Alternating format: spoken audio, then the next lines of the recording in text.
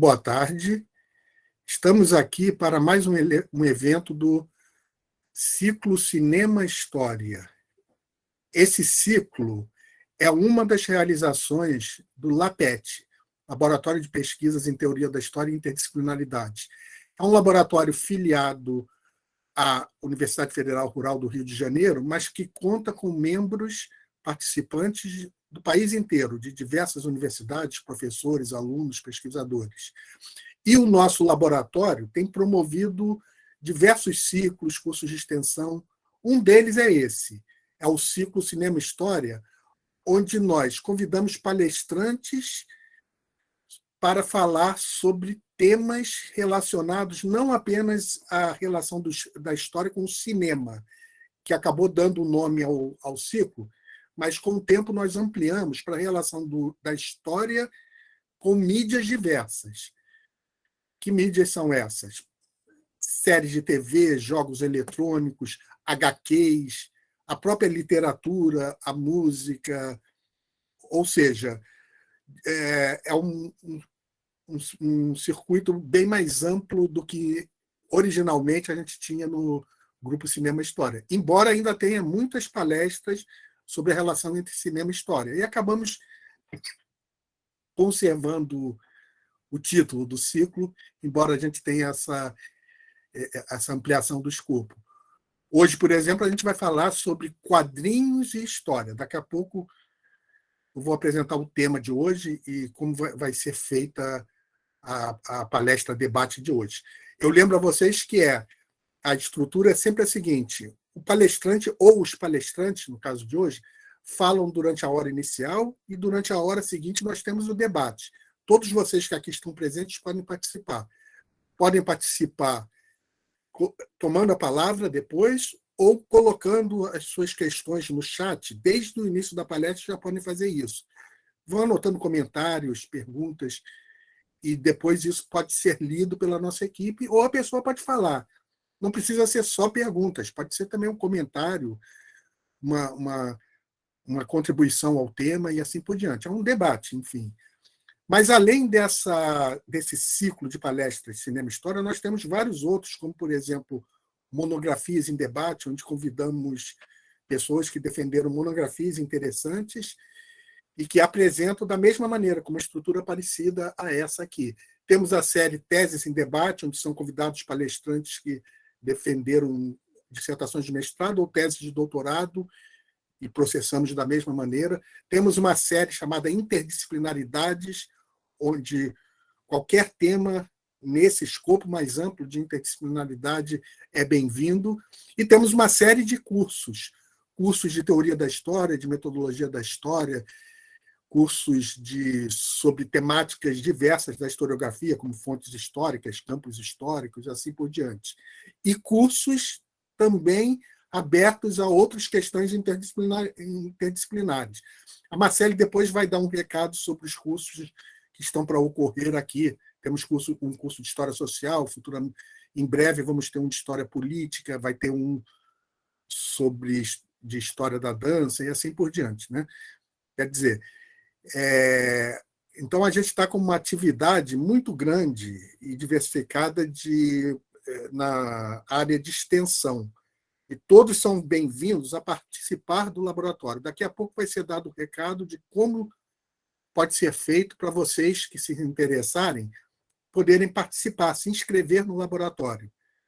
Bom, eu vou passar a palavra para a Marcele, que vai dar os recados relacionados ao laboratório, às listas de chamada, atividades que estão por vir. Depois eu retomo a palavra, porque a palestra de hoje vai ser conduzida na parte inicial por mim, sobre o tema HQ História, e depois pelo Lennon Bastos, que vai completar a segunda meia hora. Depois disso, de que nós falarmos aqui sobre o tema, fica aberto o debate para todos discutirmos essa relação entre história e história em quadrinho. Marcele, eu passo a palavra para você nesse instante. Você pode dar todos os recados. Tá bem, professor, obrigada. Olá, gente, boa tarde a todos. Eu sou a Marcele, eu faço parte aqui da equipe do LAPET. que é esse grupo responsável por auxiliar o professor na organização das palestras, dos cursos. Hoje eu vou estar aqui auxiliando a palestra na parte da mediação, junto com o Lucas, que ele vai estar gravando a palestra para depois disponibilizar a todos no YouTube, para que vocês possam assistir novamente, né, e depois, enfim. Eu peço já inicialmente aqui que vocês deixem o microfone ligado, né, ao longo da palestra, para não dar interferência e atrapalhar os palestrantes, tá bom, gente? Mas vocês podem ficar à vontade para ligar a câmera. E ao longo da palestra, como o professor disse, vocês podem deixar suas dúvidas, seus comentários, suas perguntas, podem interagir no chat. E no final da fala dos palestrantes, no momento do debate, eu vou poder ler essas perguntas, essas dúvidas, ou então vocês podem ficar à vontade para abrir o microfone e perguntar e interagir com os palestrantes e com todo mundo, tá bom, gente? Outra coisa importante, após a palestra, né, no final da fala dos palestrantes, eu vou colocar aqui no chat o formulário da lista de presença, e que eu peço a vocês que todo mundo preste atenção quando eu colocar no chat, para que ninguém perca esse formulário, porque é a partir desse formulário que vai ser gerado um certificado automaticamente após o preenchimento, ele vai ser enviado por e-mail. Então, eu peço que qualquer dúvida em relação a isso, vocês coloquem aqui, ou algum problema que ocorra na geração desse certificado, me avisem pelo chat, que eu vou tentar resolver. Ou então após a palestra, se vocês não conseguirem receber esse certificado. Uma coisa também muito, muito importante também é que eu peço que todo mundo preencha esse certificado, sejam aqueles que se inscreveram na palestra pelo formulário nas redes sociais, ou então quem está fazendo um curso de extensão do ciclo Cinema e História.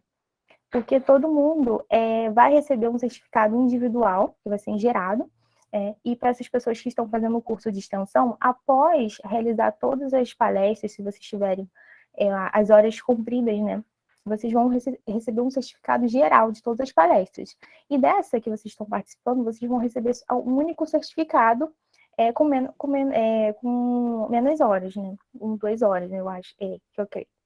2 horas, E é só isso, gente.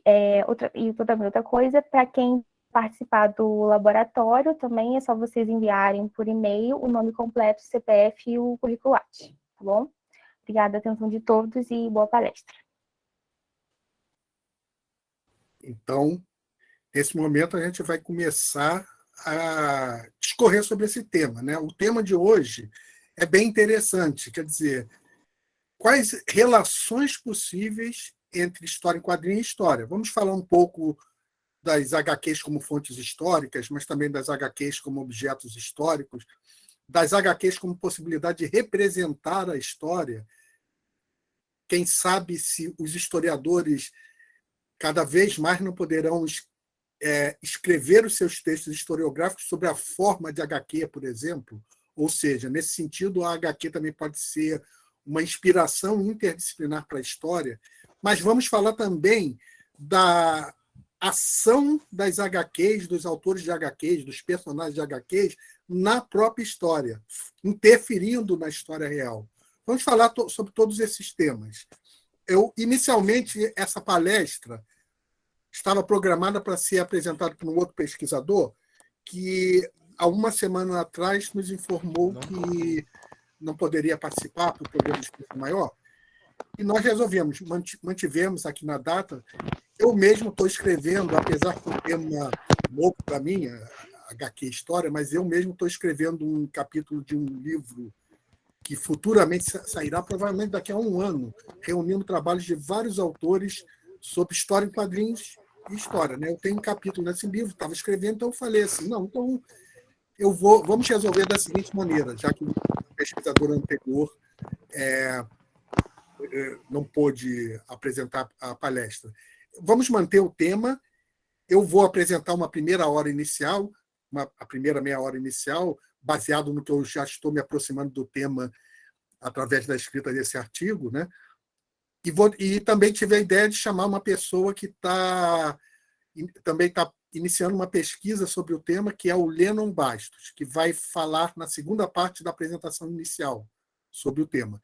E certamente que há pessoas aqui que também estão pesquisando essas possibilidades de relações entre história e HQ, talvez estejam pesquisando HQs específicas, personagens específicos, temáticas específicas dentro da HQ, e poderão se manifestar aqui também, trazendo seus comentários, acrescentando mesmo, contribuindo. Né? Vamos entender essa palestra dessa maneira. É um debate também, né?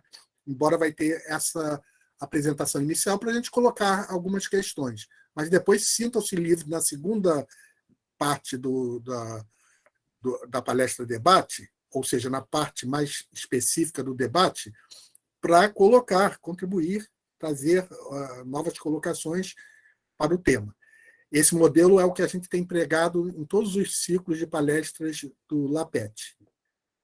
Bom, eu, inicialmente, me aproximando desse tema, eu pediria que o Lucas disponibilizasse um PowerPoint que eu fiz, que é para a gente refletir sobre algumas questões. Quando a gente pensa HQ e história, ou seja, história em quadrinhos e história feita pelos historiadores ou história campo de acontecimentos que os historiadores estudam, a história vivida, na qual todos nós estamos mergulhados.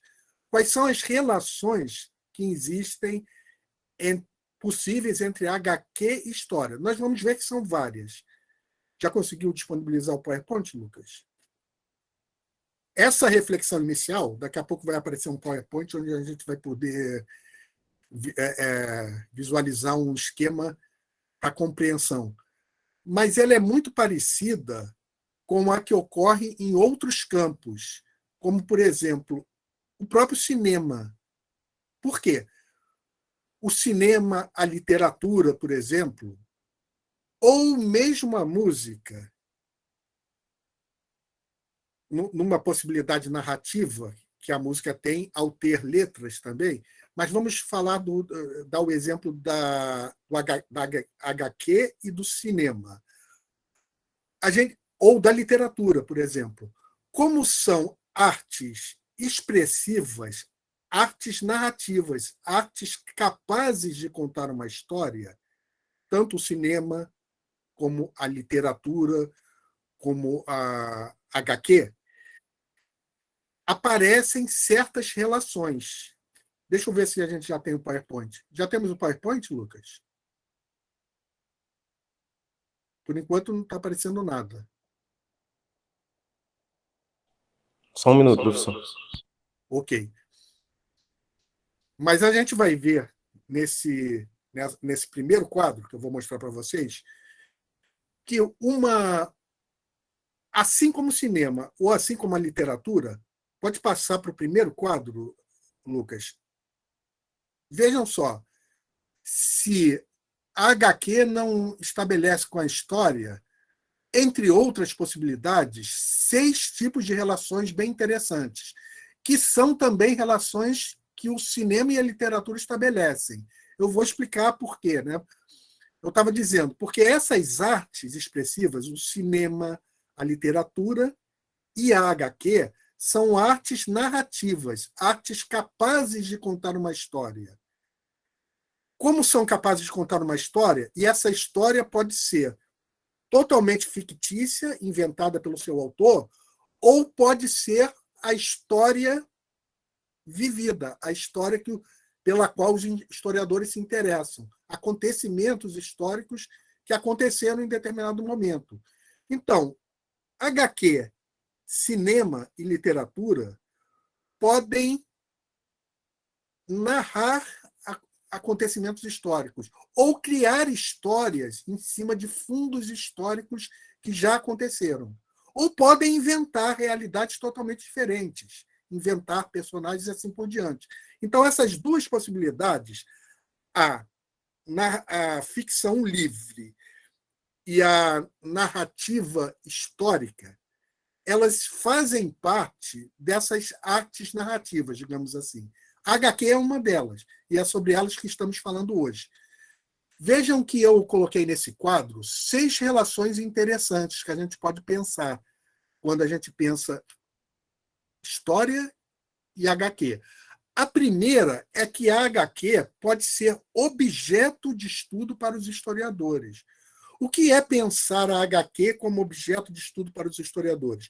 É quando nós estamos fazendo uma pesquisa, escrevendo um livro, um artigo, uma dissertação de mestrado, uma tese de doutorado, uma monografia, sobre uma HQ que nos interessa diretamente como aquilo que é estudado, diretamente.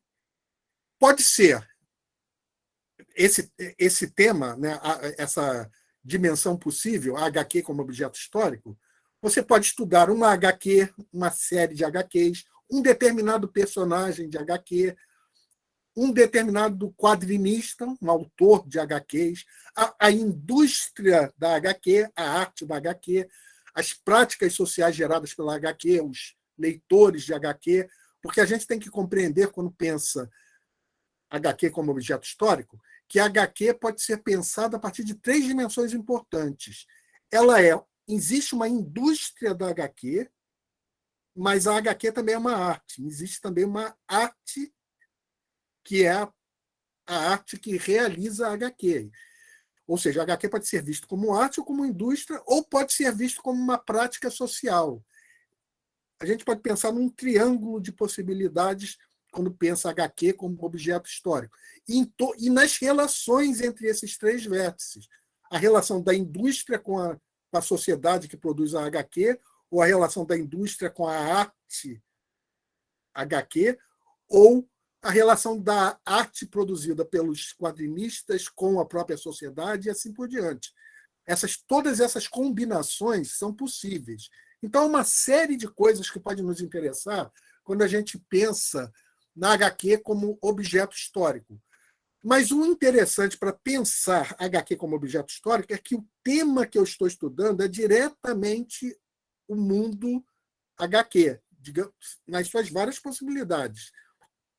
E eu posso chegar a esse objeto de estudo que é HQ de diversas maneiras, utilizando diversos tipos de fontes. Uma delas é a própria fonte gerada pela arte HQ, ou seja, as realizações de HQs. As próprias histórias em quadrinhos podem ser fontes históricas. Veja que é a segunda relação que eu indiquei no meu esquema. Mas não apenas isso, porque quando eu estou estudando HQ como objeto histórico, um problema relacionado a HQ como objeto histórico, eu posso chegar a isso, a minha análise, desenvolver a minha análise, através de diversos tipos de fontes que não apenas as próprias HQs. Vejam só, eu posso estudar a correspondência dos quadrinistas, eu posso estudar os contratos de trabalho ou os contratos de compra e venda feitos pela indústria HQ. Eu posso usar como fontes históricas para investigar o pensamento dos quadrinistas, autores de HQs, desenhistas, etc. Eu posso pesquisar ensaios que foram escritos por eles sobre o tema. Eu posso usar como fontes históricas entrevistas dadas pelos quadrinistas, posso analisar as críticas sobre HQ que saem nos jornais e revistas especializadas. Eu posso fazer entrevistas com os leitores de HQs, no caso, agregando essa dimensão de história social à minha pesquisa. Então, quando eu tenho HQ como objeto histórico, o objeto é que é a HQ. A HQ não é necessariamente a fonte histórica. Pode ser que eu estude a HQ através das próprias HQs como fontes históricas, mas pode ser que eu chegue a esse objeto que é a HQ como história através de diversos outros tipos de fontes. E o que é agora usar o HQ como fonte histórica? É o segundo passo nesse esquema. Bom, HQ como fonte histórica implica a possibilidade de eu estudar coisas diversas que não apenas a história da HQ, que é o caso do HQ como objeto histórico, através de uma fonte HQ. Por exemplo, como as HQs elas desenvolvem narrativas com personagens, esses personagens usam roupas. Eu vou dar apenas um exemplo.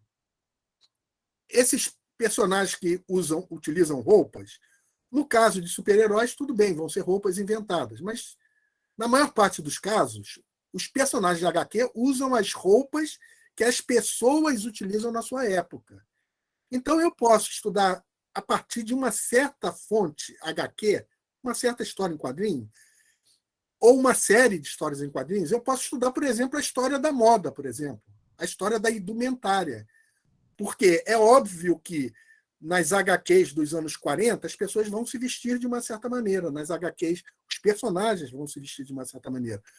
Nos anos 50 de outras, nos anos 60 de outras, nos anos 90 de outras, nos anos 2000 e na década mais recente, os personagens vão se vestir de outras maneiras. Eu posso estudar a história da tecnologia, porque vão aparecer diferentes representações da tecnologia ao longo das diversas séries de HQs. Eu posso estudar a política, eu posso verificar como os inimigos de determinado país que usa a HQ como parte de suas propagandas e de seu sistema político, de difusão política, eu posso estudar como foram mudando os inimigos de determinados super-heróis. Ou seja, eu posso, por exemplo, se tomarmos o exemplo dos Estados Unidos, que são os maiores produtores de HQ, nós podemos estudar a Guerra Fria através das HQs. Compreendem o que eu digo quando eu falo que a HQ pode ser usada como fonte histórica para estudar temáticas diversas, que não necessariamente a própria história da HQ? Isso é você usar a fonte HQ como fonte histórica. Ou seja, a fonte HQ me permite acessar problemas diversificados relacionados à política, economia, temas os mais diversos, como eu falei aqui, né? Moda, tecnologia e assim por diante. Então, é uma relação diferente, compreendem? HQ como objeto histórico e HQ como fonte histórica. HQ como objeto histórico, eu estou estudando a própria história da HQ. Eu estou estudando a HQ como meu objetivo último. A HQ como fonte histórica, eu estou visando outras coisas que são acessíveis através dessas fontes que podem ser a HQ. Agora, eu gostaria de falar da terceira relação. Se vocês descerem mais nesse círculo, vocês vão ver a representação. É o que eu estava dizendo no começo. A HQ, assim como o cinema e como a literatura, elas são artes narrativas. Ou seja, são artes capazes de contar história ou de representar coisas e de criar narrativas também. Essas narrativas podem ser totalmente fictícias. Eu posso fazer uma narrativa de HQ de ficção científica, terror, qualquer outra coisa. Uma história de vampiros e assim por diante. Mas posso também representar a história através da HQ. Seja uma história, e daqui a pouco a gente já vai falar isso no segundo esquema, seja a história mais rigorosamente trabalhada, a história que aconteceu exatamente, ou que se tenta representar exatamente isso, vai ser sempre a questão em discussão, né? Seja um fundo histórico, e em cima desse fundo histórico eu crio uma história livre. Ou seja, a história fictícia sobre um fundo histórico. Tudo isso, esse tipo, ou a representação historiográfica mais tradicional, a história que aconteceu sem inventar personagens que aconteceram, tudo isso é possível a HQ, porque ela é essa arte narrativa. Então, nesse momento, a relação que a gente estaria discutindo é a relação da história com a HQ do ponto de vista da representação. Como a HQ representa a história. Bom, eu já falo sobre isso mais adiante e depois a gente vai passar mais adiante para o Lennon, que vai continuar a palestra. Mas eu queria ainda falar, avançar no nosso esquema.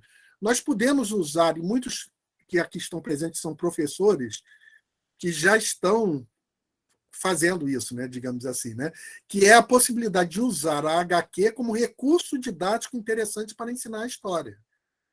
Seja a partir de HQs que representam a história, seja a partir de mostrar que a HQ tem uma história, ou seja, pode ser um objeto da história, ou que a própria HQ pode ser uma fonte histórica para compreender a época em que essa HQ foi produzida. Quando eu faço isso, quando eu lanço mão desse recurso, que é a HQ, para ensinar história, eu estou explorando essa quarta dimensão, que é a dimensão da HQ como recurso histórico. Eu ainda acrescentei duas coisas que serão importantes nessa discussão de hoje. A HQ ela pode ser também uma inspiração interdisciplinar para a história, para historiadores. Eu me pergunto se no futuro próximo, e na verdade já está ocorrendo isso de maneira mais discreta, se os historiadores, por exemplo, não poderão lançar mão da própria HQ para desenvolver as suas narrativas e análises historiográficas. Ou seja, ao invés de você escrever um livro de história no formato tradicional, o historiador poderia escrever um livro em formato HQ, aliando-se a um quadrinista já da área, ou quem sabe pode ser um historiador que seja as duas coisas, o historiador e o quadrinista, e ele mesmo consiga fazer isso, ou se não, chamar esses dois profissionais, ele mesmo, historiador, e o profissional quadrinista e outros, para produzir uma realização que seria a história escrita do ponto de vista de um historiador, apresentado sob o formato HQ. E outras possibilidades, que até na história escrita mais tradicionalmente, os padrões de HQ pudessem ser incorporados de alguma maneira, os padrões dialógicos de lidar com espaço-tempo através dos quadrinhos não poderiam ser utilizados para renovar a linguagem historiográfica?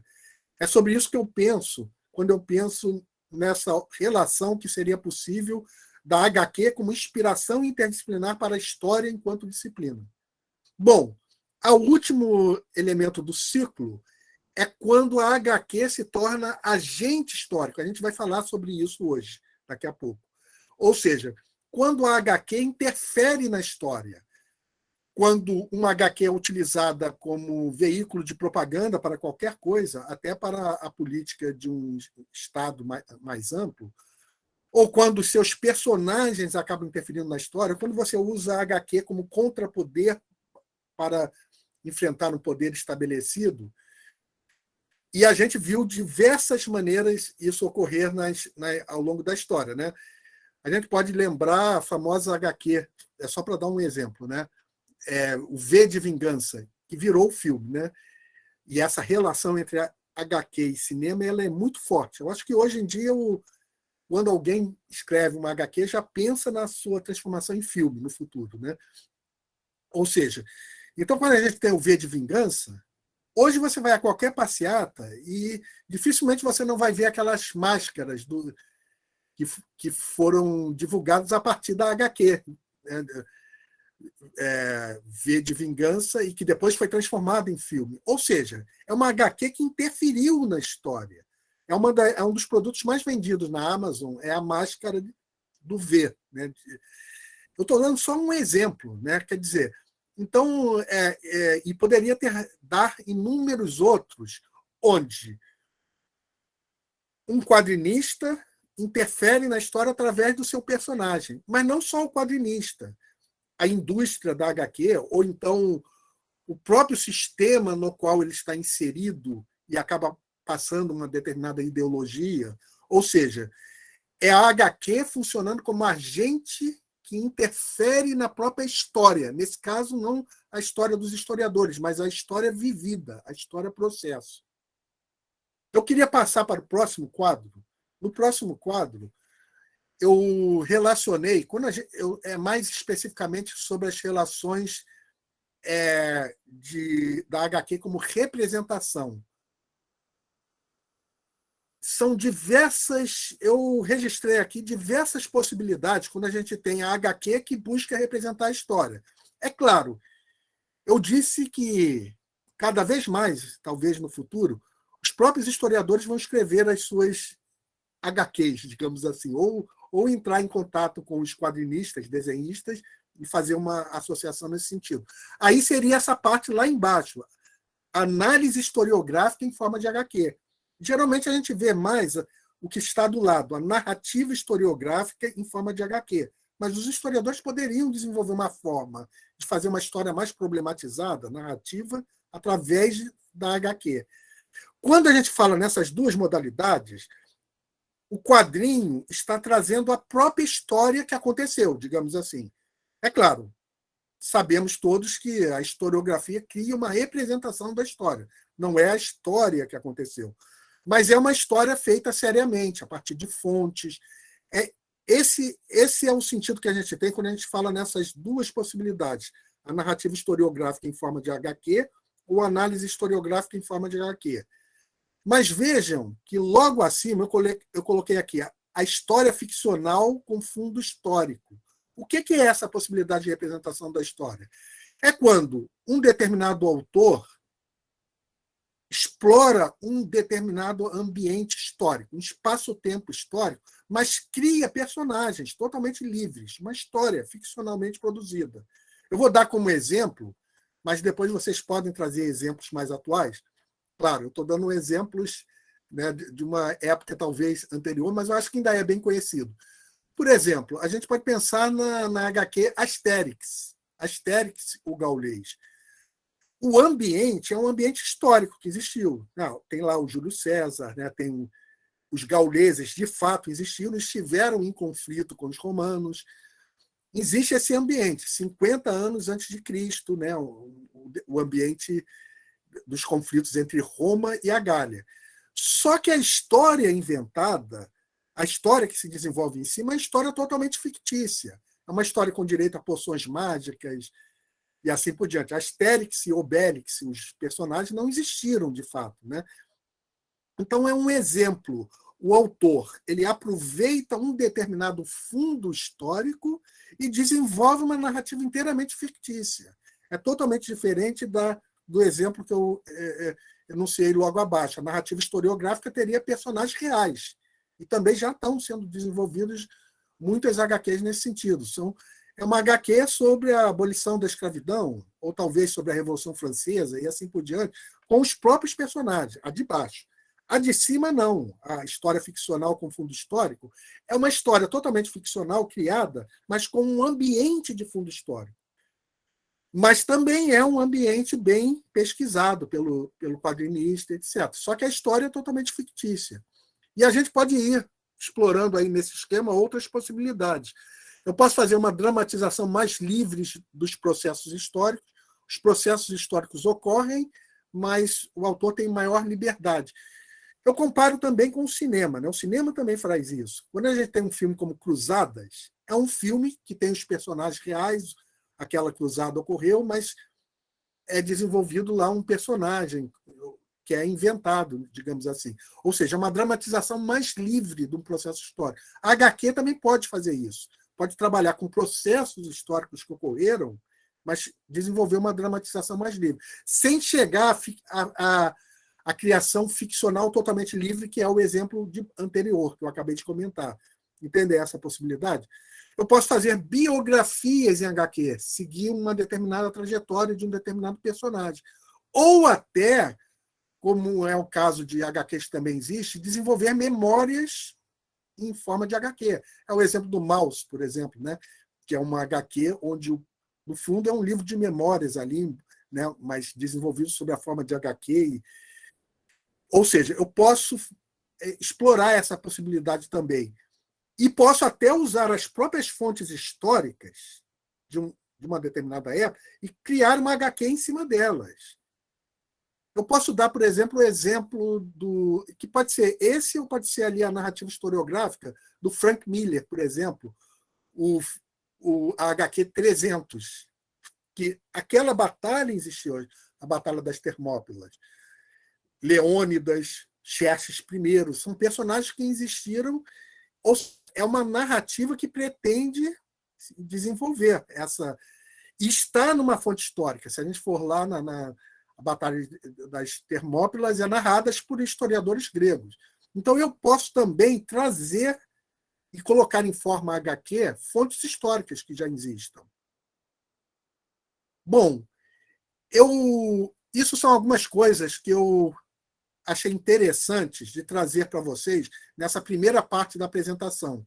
Mas eu vou passar a palavra agora para o Lennon Bastos. O Lennon está iniciando uma pesquisa sobre HQ, e ele mesmo, né, é um conhecedor de HQ, né, como provavelmente todas as pessoas aqui talvez sejam, né, porque se atraíram por esse tema.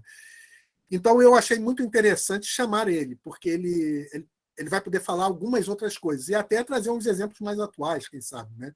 Eu estou trazendo exemplos, talvez, da minha geração de HQ. Né? Mas ele fez já um primeiro balanço que vai lá desde o início lá da história da HQ.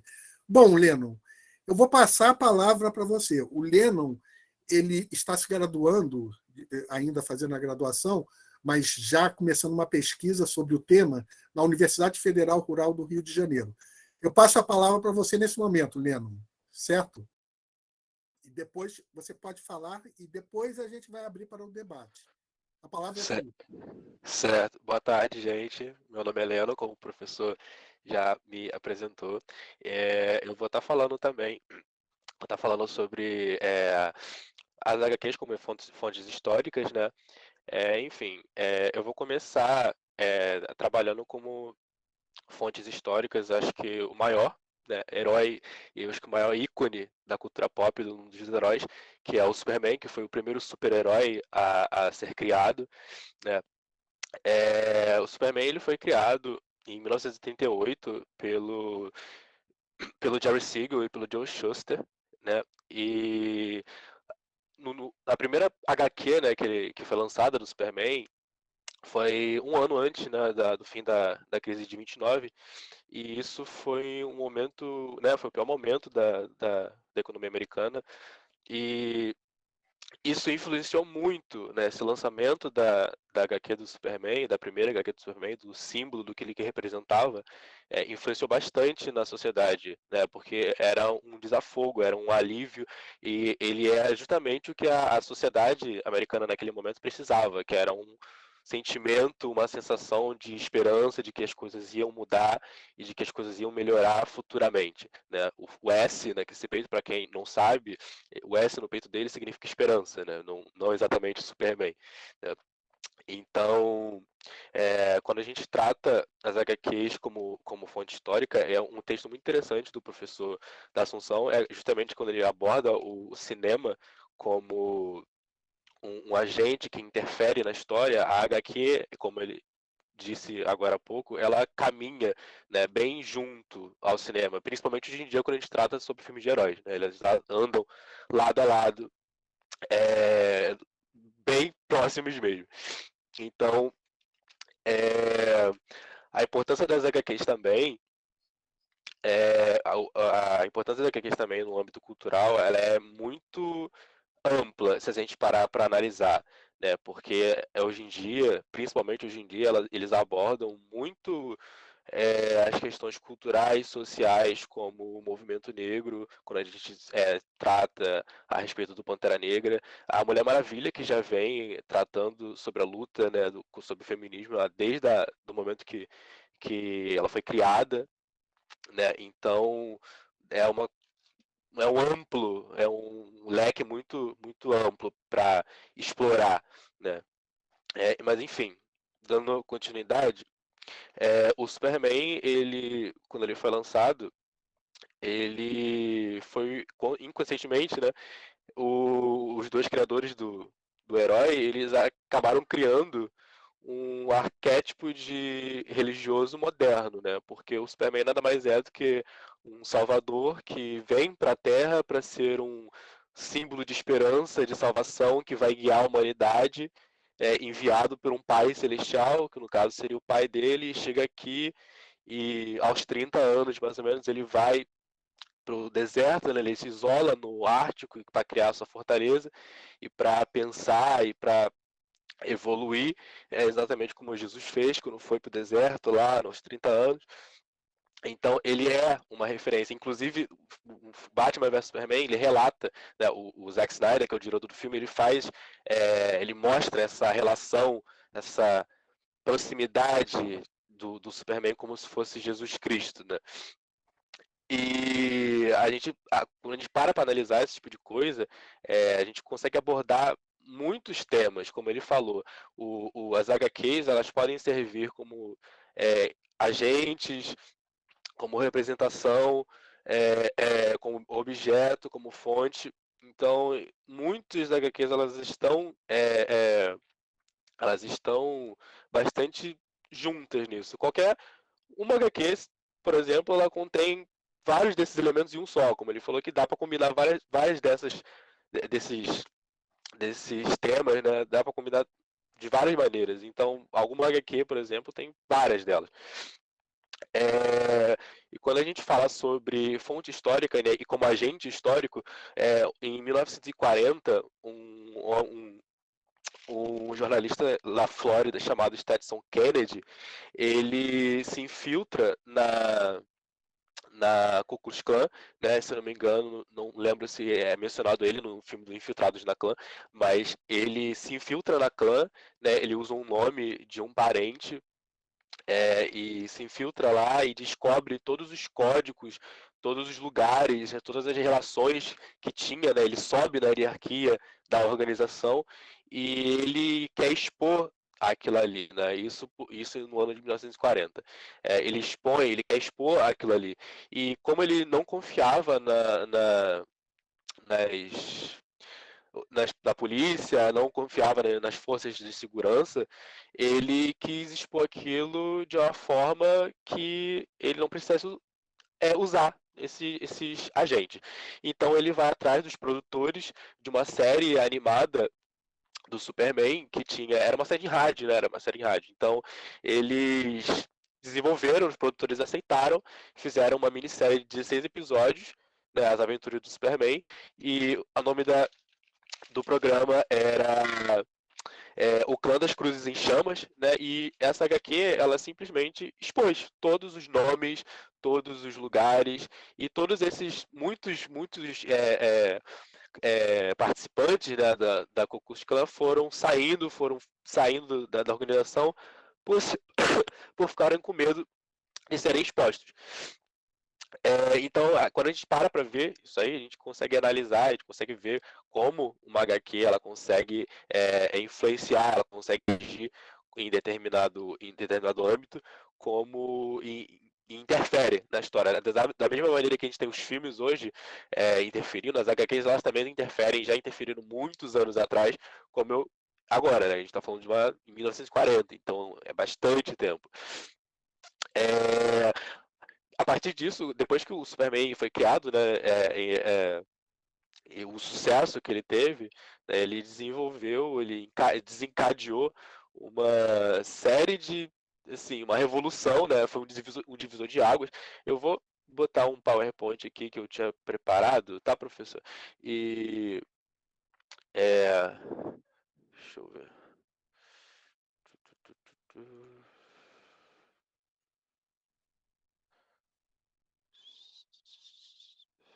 Tá aparecendo direitinho?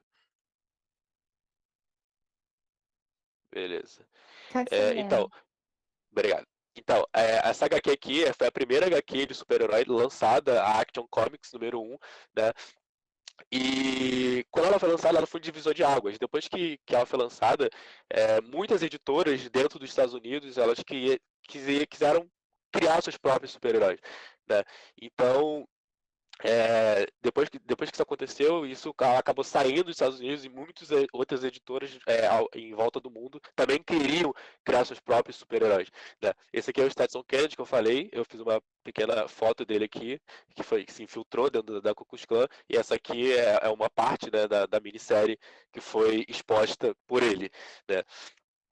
Mas indo adiante, a gente tem uma outra personagem que é a maior heroína, né, de todos os tempos, que é a Mulher Maravilha. Inclusive, o criador dela me deixou um pouco confortável nessa pesquisa, porque, assim como eu, ele acha que os quadrinhos ele tem um potencial educacional bastante grande, né? E ele se chama William Moulton Marston. Ele era um psicólogo com PhD em Harvard, e ele é o criador do Detector de Mentiras, né?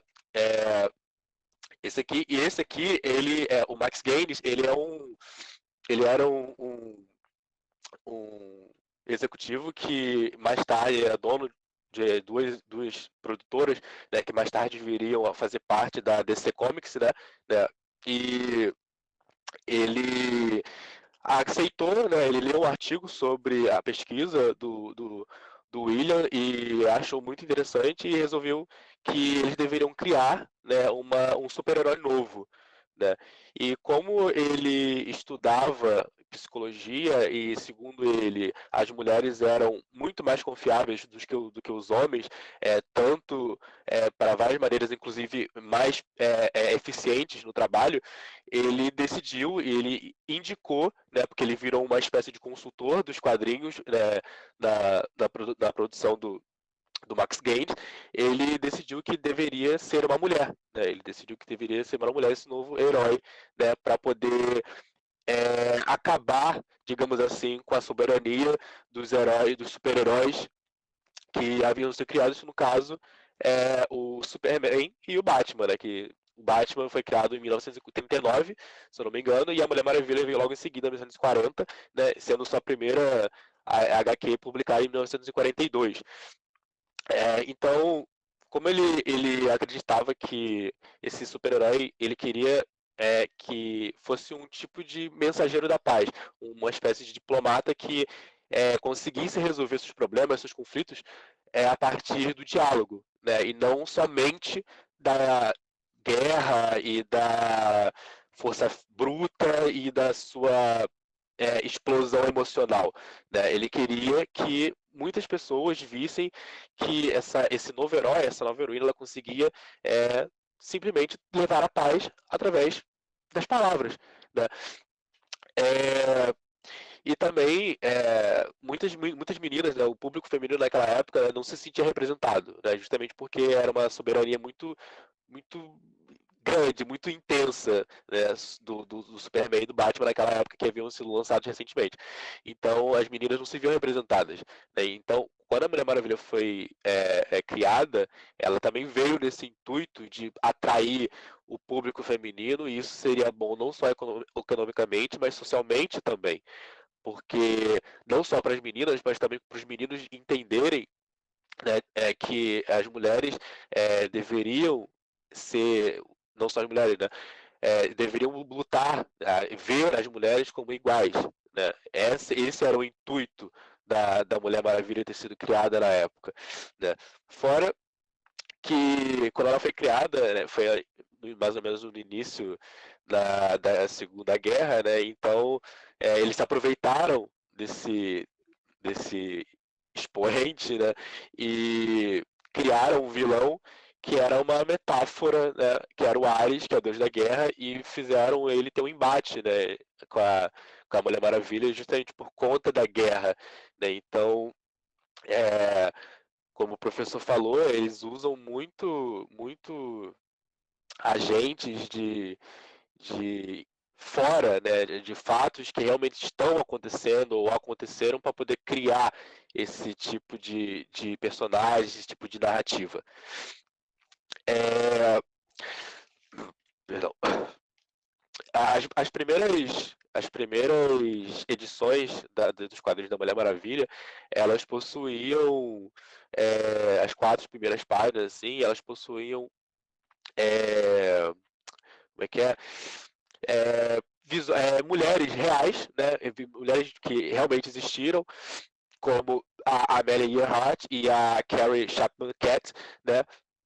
Para justamente as meninas que pegam e liam aqueles quadrinhos verem, se sentirem representadas, né? Então, quando a gente imagina que a HQ ela deve ser um tipo de representatividade, que a HQ ela contém representatividade, mesmo naquela época que não era assunto talvez não muito falado como é hoje em dia, ela tinha esse intuito também, né? Ainda mais naquela época que o movimento feminista estava já começando a crescer e ter a sua influência, justamente por isso que a Mulher Maravilha ela é um dos ícones do feminismo, né? Ela tem esse intuito. Essas páginas, esses quadrinhos dela continham essas personagens, essas pioneiras, né, em suas determinadas áreas, né? Voltando para o Superman, quando a gente fala sobre a influência das HQs na sociedade, uma pesquisa que eu fiz sobre a morte, né, do Superman nos anos 90 foi um grande momento, provavelmente foi um dos momentos mais memoráveis das histórias de quadrinhos, e talvez seja um raio que nunca mais vai cair, né? Não é nem o raio que não vai cair no mesmo lugar, ele nunca mais vai cair, né? Porque foi muito memorável. Quando nos anos 90, as pessoas elas estavam mais interessadas em ler sobre os X-Men, né? E sobre histórias um pouco mais brutas, digamos assim, né? Que no caso eram as histórias do Batman, dos X-Men e do Wolverine e etc. Então, as vendas, né, das HQs do Superman, elas caíram muito, né? Acabaram de cair muito de produção. Então eles resolveram, um cara chamado Jay Ordway, ele propôs que eles deveriam matar o Superman, né? Então ele teve essa ideia e um pouco mais para frente eles continuaram e falaram, não, realmente, a gente vamos usar essa narrativa, vamos usar essa ideia. E eles começaram a divulgar em torno das suas HQs, eles começaram a divulgar, né, nas HQs um símbolozinho assim, escrito que o apocalipse está chegando para o Superman. E as pessoas começaram a ficar instigadas naquilo ali, porque queriam saber o que queria acontecer, né? Então, no final dos anos 90, mais ou menos assim, em 1992, no final de 92 e o resto do ano de 93, eles soltaram essa HQ, né, esse desfecho que continha a morte do Superman de fato. E, cara, era um evento tão grande que formou tantas filas. Isso foi noticiado no Jornal Nacional pelo Cid Moreira, de tão revolucionário que foi, né? E ao mesmo tempo, em 92, o tema da redação da UFRJ, ela foi sobre a morte do Superman. Cara, é impressionante como uma HQ, de um simples herói, pode influenciar numa sociedade inteira, não só nenhuma sociedade, né? Porque isso começou nos Estados Unidos e veio pra cá, entendeu? Isso, sabe, uma HQ de herói passar no Jornal Nacional, sabe? É um bagulho muito revolucionário, é muito, muito importante. Então, isso também cabe naquela narrativa de desmitificar que HQs e histórias em quadrinhos de heróis são coisas de crianças. Não são sempre, sabe? Então, a gente parando para analisar e parando para estudar, como a gente como o professor propôs, de usar esse tipo de conteúdo como fonte histórica, cara, isso é essencial, né? Quando a gente fala sobre usar as HQs como relacionar HQ como estudo, como recurso didático, isso é muito importante, porque a gente consegue tirar o aluno daquela zona daquela coisa de ser uma aula chata, né, de história, de que ser aquela coisa maçante e do aluno e professor ficar preso sempre ao livro didático, e isso acaba tornando a aula realmente massiva, né? Quando você traz um elemento, um quadrinho, um livro, uma série, seja o que for, que aborde esse determinado tipo de assunto, a probabilidade, não posso afirmar que todos os alunos, todas as pessoas vão gostar desse tema, mas a probabilidade deles preferirem trabalhar com isso do que do que só com o livro didático é muito grande, né? Então a probabilidade disso acontecer é muito maior, né? Continuando, outros heróis assim que foram criados e que servem como agentes históricos, principalmente quando a gente fala, né, como o professor falou, que os Estados Unidos é a maior fabricante de HQs do mundo, né? Então, muito provavelmente eu vou falar bastante só sobre heróis de origem americana. Acho que o maior exemplo, né, em questão de nacionalidade, de nação, de amor à nação, como o professor citou, professor citou não, perdão, como eu posso citar aqui, é o Capitão América. Ele é o maior símbolo de nacionalismo que a gente pode ter hoje em dia, atualmente, né? Não só pelo nome, mas como pelo traje, né, e pelos valores que ele prega, né? O Capitão América ele foi criado em 1940 e a capa da primeira HQ do Superman do Capitão América é nada mais do que ele acertando um soco no Hitler, né? Então esse quadrinho ele tem ele se vê como agente histórico, né? Ele mostra o que é aquilo ali, é os Estados Unidos batendo na Alemanha nazista, né? Então essa HQ ela tem essa influência de mostrar os Estados Unidos como uma superpotência ultrademocrática, que está sempre ali lutando pela liberdade. Então, muitos heróis, né, não só o Capitão América, mas muitos heróis têm essa narrativa por trás, né? Então, a gente pode usar muitas HQs como fonte histórica, como, por exemplo, essa aqui que eu estava lendo, né, que como já citaram aí, que é o Superman entre a Foice e o Martelo, né? Essa HQ ela pode servir como não só como agente, mas como um recurso didático e como um fundo histórico, como o professor citou, porque essa HQ ela se passa na década na Guerra Fria, ela é dentro da Guerra Fria, né? Tem o fundo dela, né?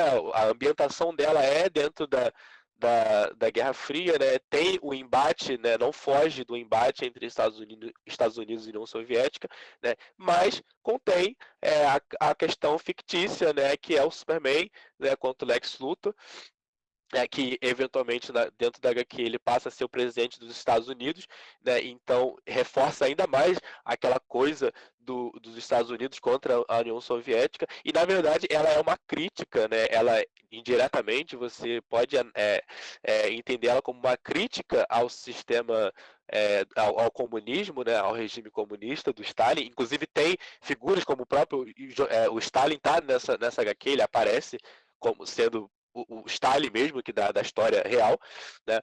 E a gente pode entender como uma uma crítica ao regime comunista, porque se você parar para analisar, o Luthor, né, sendo um humano, por mais inteligente que ele seja, ele ganha do Superman, que é um Superman, que é literalmente um ser super evoluído, super em tudo, que é basicamente um deus, né? Então ele ganha, mesmo assim ele ganha, ele consegue se sobrepor aos ideais comunistas, né? Então ele consegue fazer os Estados Unidos evoluir e se tornar a maior superpotência, como eles acreditam, né? E como ela é hoje. Então, ela tem essa crítica. Então, quando você para e pensa, fala, não, vamos dar uma aula sobre Guerra Fria, a gente pode facilmente usar essa HQ aqui, sim, dependendo da forma como a gente for querer abordar a aula, né? Mas ela serve, né? Ela serve como um método de ensino, né? Como a gente estava falando, como o professor falou, e eu falei agora há pouco sobre essa parte de usar como recurso didático esse tipo de conteúdo.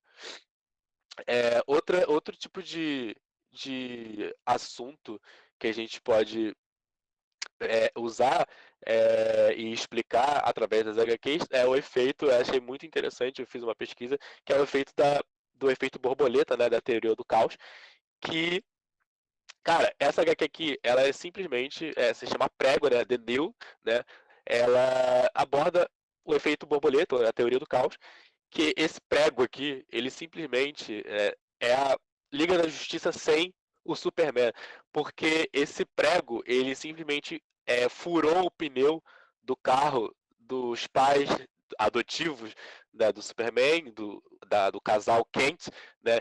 Então eles são adotados por uma família Amish, né? Eles são adotados por uma família Amish, que são um grupo ultraconservador que reside nos Estados Unidos, né? Cerca de 14 mil pessoas que conservam, que são desse estilo de vida. E isso explica, né, como é que mudou. Uma única coisa mudou literalmente todo o decorrer da história, né? Então a gente pode usar vários tipos de HQs para abordar esse tipo de assunto sem se prender a coisas que talvez se tornem um pouco maçantes e cansativas de ficar lendo e trabalhando sempre a mesma coisa. Então a gente, como futuros docentes, né, ou já docentes aqui, a gente pode ter e talvez tenha essa responsabilidade ou essa alternativa de aplicar esse tipo de conteúdo em salas de aula, né? Porque foge bastante daquela mesmice, a gente sai muito da caixa e isso favorece a aula, e isso traz os alunos para dentro da aula, né? As chances do aluno entrar dentro da aula é muito grande. Né? Indo mais adiante, cara, esse foi um dos exemplos mais legais, e isso entra muito na questão da representatividade, né? Embora muitas pessoas achem que representatividade não existe, né? Mas ela existe e ela está bem viva nas HQs e principalmente nos filmes, né? Baseado em histórias de quadrinhos, né?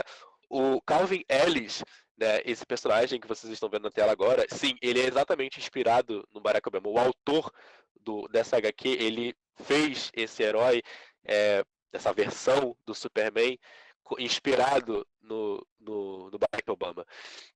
O Calvin Ellis nada mais é do que ele continua sendo o Clark Kent, né? Ele veio de outro planeta e foi adotado por pais, não, no caso ele não foi adotado pelos Kent, mas pelos Ellis, e ele se dedicou a vida dele à política e eventualmente mais tarde ele se torna o presidente dos Estados Unidos. Ele é o Superman e o presidente dos Estados Unidos ao mesmo tempo. Então ele tem essa importância, e o Barack, ele comentou sobre esse fato, porque em 2008, os apoiadores da Hillary Clinton, eles disseram que o Barack Obama não podia se candidatar à presidência dos Estados Unidos porque ele, teoricamente, não seria um cidadão americano. Então, ele comentou, eu vou botar o trechinho aqui do vídeo, né? Deixa eu ver.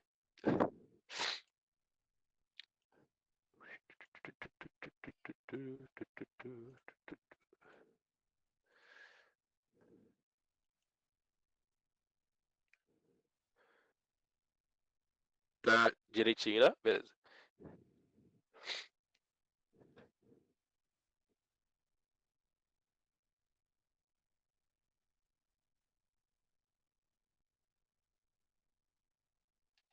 Cara, ele simplesmente comentou isso num discurso, né? Então, quando a gente para analisar esse tipo de coisa, né, a gente vê pelo lado da representatividade, puxando mais do lado da representatividade, imagina uma criança, né, imagina uma criança vendo esse herói, né, ser representatividade, ser representado por um herói que é branco, né? E imagina você, uma criança que é preta, se vê, sabe, como o maior super-herói de todos, né? Que o Superman, ele tem esse título de pai dos heróis, né? Já que ele foi o primeiro super-herói criado. Então, uma criança vendo aquilo ali, ela se sente sim representada. Da mesma forma como um único gesto, né? O gesto do Pantera, né? O gesto do Pantera Negra, ele influenciou, ele passou, depois do filme que foi lançado, ele passou a ter muita visibilidade, né? O Pantera Negra, ele foi bastante comentado, usado, o filme do Pantera Negra foi bastante utilizado em muitos debates sobre cultura sobre cultura africana. E, cara, é muito difícil, né, quando a gente ouve que não existe representatividade, né, quando na verdade ela existe em vários lugares, tanto em lugares muito notórios e em lugares muito indiretos, assim, mais discretos. Mas ela está sempre ali, né? Ela tá sempre ali. E de um tempo para cá, essa representatividade ela só aumentou cada vez mais, né? Depois de um tempo para cá, de 2010 mais ou menos para cá, muitos heróis que nós temos hoje em dia, grandes nomes dos quadrinhos, como o Superman, como eu acabei de mostrar, e nós temos outros, né? Além do Pantera, que já é um próprio super-herói negro, né? Mas é aquilo, né? Muito. A gente antigamente criava um para fazer cota, né? E já era o suficiente para, né, sanar. Hoje em dia nós temos muitas versões, né? Nós temos o Homem-Aranha, né? Que é o. Perdão. Nós temos o Miles Morales, né? Como uma versão do Homem-Aranha, que é o Homem-Aranha, que é o Peter, não é o Peter Parker, né?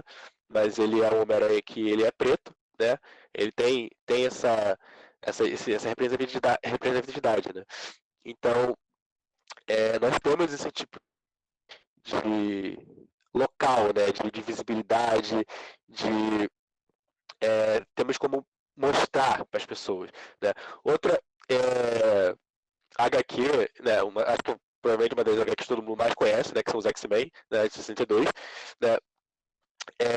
Os X-Men, eles são, como eu tinha falado na década de 90, né, o público dos X-Men era muito mais jovem, né, a maioria era jovem, então queria ler coisas que eram para jovens, né, então é justamente o que os X-Men abordam, né, os X-Men nada mais são do que a maioria deles adolescentes, com problemas de adolescentes, né, que convivem entre adolescentes, entre si, né, então tem toda aquela narrativa por trás de ser um grupo também que é perseguido, né? Os X-Men, na verdade, eles são um grupo que ele é excluído e ele tem essa questão do preconceito por trás, né? A gente pode abordar essa questão do preconceito que um grupo tem, né? Então, se a gente quiser trabalhar sobre perseguição, né, de um certo determinado grupo, como nós temos vários exemplos, como os judeus, como os negros, como os LGBTs, né? Então, nós temos esse exemplo, né, um pouco menos pesado, assim, para poder trabalhar. Então, os X-Men tem essa narrativa por trás também, né? Assim como a Mulher Maravilha, ela é um ícone, ela se transformou num ícone feminista. A Marvel, né, no caso, a Marvel lá quis também ter essa heroína, e no final da década de 70, eles lançaram, foi criada a Miss Marvel, né, que hoje a gente chama de Capitã Marvel, né, ela tem essa luta também, né, a Carol Danvers, né, que é o nome da personagem, o nome da personagem mesmo, ela tem essa luta, ela luta pela igualdade de salário entre mulheres e homens, né? Ela trabalha com o chefe do Peter Parker, né? O mesmo chefe do Peter Parker, que é o JJ James, né? Então ela tem essa, né, no início dos quadrinhos da Capitã Marvel, ela tem esse assunto abordado nas HQs, né? Então, a gente pode ver como as HQs, como os quadrinhos têm esse poder de influência, né, em determinados tipos de locais, né?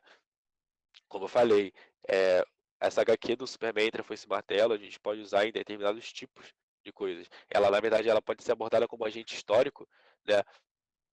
E a gente pode concluir também que ela é um certo tipo de propaganda americana, né? De falar que mesmo o Superman sendo o Superman, né, sendo super literalmente em tudo, super inteligente, super forte, tudo, ele mesmo assim, os ideais que ele acreditava foram derrotados por um cidadão comum, um cidadão americano, né? Então se a gente quiser interpretar de que essa ideia de que o sonho americano, o caminho americano é o melhor caminho, a gente pode ter essa interpretação, né? Porque dá para ter essa interpretação através dessa HQ. Então, podemos ter, né? Outro exemplo de representatividade que tem é o Apollo e a Meia-Noite, o Apollo e a Meia-Noite, né, da DC, foi o primeiro super-herói, o primeiro casal a botar alianças botar alianças, né? Ele foi o primeiro casal mesmo a casar mesmo nas HQs. Essa HQs dele foi lançada em 2001, né? Infelizmente, no ano que ela foi lançada, no período que ela foi lançada, foi quando aconteceu o atentado às Torres Gêmeas, e acabou que tiveram que adiar o lançamento da HQ, né, do Apollo da Meia-Noite. Mas tá aí, né? É uma representação, acredito. Eles são um pouco conhecidos, né? Não são muito conhecidos, né? Mas foi o primeiro casal LGBT a aparecer, né? E realmente casar, de fato.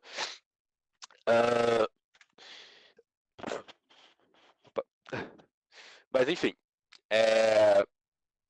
as HQs, elas estão aí, né? Elas estão aí para ser usadas e interpretadas de várias maneiras diferentes, né? De ter esse poder de induzir, de manipular, de seduzir e de confortar, de comover também, né? Da mesma forma que os jornais e o cinema, eles têm esse poder de interferir na, na, na história, como eu falei, da minissérie do Superman, servir como uma via pro jornalista expor os locais, os códigos da Ku Klux Klan, nós podemos também ter exemplos como um exemplo de comovente, um exemplo de desafogo, foi justamente o período da crise de 29, quando a HQ do Superman foi lançada, né? Você lê uma coisa que te mostre esperança, né? Que te mostre um caminho de que as coisas vão melhorar futuramente, por mais que pareça uma coisa simples, ela tá ali e conforta muitas pessoas, né? E era justamente o que as pessoas naquele período difícil, né, precisavam ter, né? Elas precisavam ter alguma via, algum exemplo de que as coisas iriam melhorar, né? E foi justamente, né, o que aconteceu, né? E por mais que não tenha sido de propósito, né, essa criação do Superman, ela aconteceu, né? Ela aconteceu. Mas enfim, estou encerrando minha participação por aqui e espero que vocês tenham gostado. Eu estou só no início da minha pesquisa, essa é a minha pesquisa da minha monografia, então eu estou tentando ajustar um pouco mais para deixar as ideias um pouco mais robustas, né? Mas, enfim, espero que tenham gostado e obrigado. A gente vai iniciar agora a segunda parte, que é o debate, mas eu notei que está aqui presente entre nós o professor Márcio dos Santos Rodrigues, que é quem está, aliás, organizando o livro que eu comentei com vocês, sobre HQs com vários autores, mas é um livro que provavelmente só vai sair no ano que vem, né? Provavelmente em 2023, quem sabe.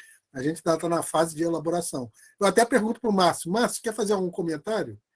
Eu percebi, agora que eu percebo que você está aqui no nosso grupo. Ou ele já saiu? Não? Bom. Mas agora nós vamos fazer o seguinte, de qualquer maneira. Ah, tá lá. O Márcio está sem áudio. O professor Márcio avisou que está sem áudio. Perfeito. Ok, Márcio. A gente está organizando um livro, mas ainda está na fase de os autores estão escrevendo, alguns saem fora, desistem, ou a gente chama outros, ou seja, ainda vai demorar um pouco. E depois a gente vai apresentar para uma editora. Então, esse processo aí, eu imagino que esse livro só saia lá para o final de 2023, se nós formos bem-sucedidos, né? Vai ser um livro sobre HQs, em geral, em relação à história, né? Todas essas possibilidades, né? Bom, mas, nesse momento, a gente vai abrir a questão para o debate, né? Que é uma parte bem interessante aqui dos nossos ciclos. Nesse instante, tanto a gente vai passar a palavra para pessoas que queiram falar, como também quem foi escrevendo ali no chat, a nossa equipe está pronta também para ler, ou se a pessoa quiser falar, né? Eu já vi que a Renata levantou a mão, Renata Nogueira. Então, vou passar a palavra para ela nesse momento, e a gente vai se preparando também para ver as outras pessoas que fizeram comentários ali no chat, né? Renata, você quer tomar a palavra nesse momento? Oi, boa tarde, professor. Primeiramente, parabéns pela palestra e parabéns para o chat que está mandando um monte de referências de quadrinhos, que são muito bons, né? Mas toda palestra que eu participo, eu sempre falo sobre censura, porque atualmente agora os Estados Unidos estão numa loucura nesse quesito, né? Mas no início do ano ele já estava começando a dar seus passos. Primeiro que eles censuraram o quadrinho Maus, que é a história que você citou aí na sua palestra. Depois eles censuraram o quadrinho Queer, que só foi lançado lá fora, né? Que é Gender Queer. Eu vou botar o nome no chat depois. E para não ficar muito diferente, em 2019, a Bienal do Livro censurou um quadrinho dos Vingadores porque tinha uma cena entre um casal gay, sabe? Por causa do Marcelo Crivella, enfim. Então, eu queria abrir um debate assim, bem interessante para nós educadores e tal, é como lidar com esse tipo de censura, porque volta e meia a gente ouvi relatos de alguns professores que são meus colegas que, de certa forma, não queriam falar de certos assuntos porque, às vezes, a escola é ao lado de uma igreja evangélica, e grande parte fazem parte da religião, às vezes o pai é pastor, às vezes tem tem que ter um tato para poder falar de certos assuntos, né? Então eu queria abrir um debate em relação a quadrinhos, porque quadrinhos eles eles são mais, entre aspas, acessíveis, porque todo mundo tem um telefone e podem ler um quadrinho online, né? O professor pode passar o arquivo e tal. Mas a minha questão é esse debate sobre essa censura e como a gente pode lidar com esse tipo de coisa, sabe? Então, obrigada pela atenção. Obrigado, Renata. Essa questão é bem interessante, né? Já é um sinal, né? O fato de que exista uma censura sobre os quadrinhos, né? Já é um sintoma interessante de como os quadrinhos agem sobre a história, né? De como eles são poderosos, de certa maneira, né? E eles podem dar voz a grupos sociais, nesse caso, ou a posições políticas, posições sociais diversas, e também podem gerar reações nesse mesmo sentido, né? Porque como os quadrinhos agem sobre a história, encaminhando pontos de vista diversos, representando grupos sociais diversificados, como eles têm essa capacidade de agir sobre a história, eles também produzem uma reação, né? Quer dizer, então, uma reação que, né, também, quando ocorre, nos mostra a existência de pontos de vista contrários que estão reagindo àquele quadrinho.